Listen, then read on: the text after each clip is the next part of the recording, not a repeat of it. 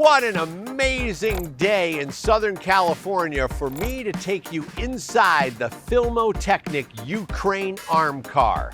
All right, but before I do that, let's introduce the elite team of technicians that bring this baby to life. Over here, we're gonna have my A-Camera First AC, Darren Necessary.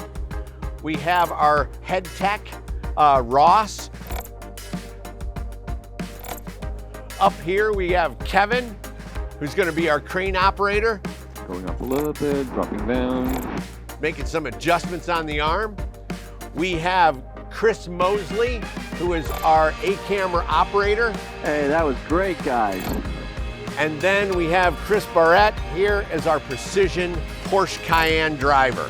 3, 2, 1, move out now.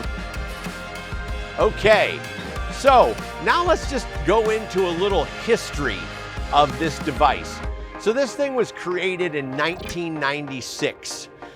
The whole world was kind of changing. Our action movies were getting much more immersive. We were moving off of the traditional camera car, and all of a sudden we were taking remote heads, mounting robotic arms to the top of these cars and moving them at high speeds. I've used this on probably 9 to 10 of my feature films, and I absolutely love this device. It immerses the audience.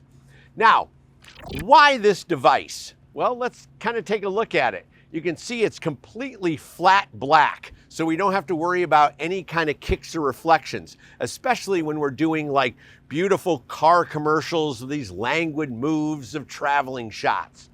All the headlights have Velcro on them, so we don't have to worry about any reflections in the front or the back of your vehicle. So these are all dialed in. Everything is matte black.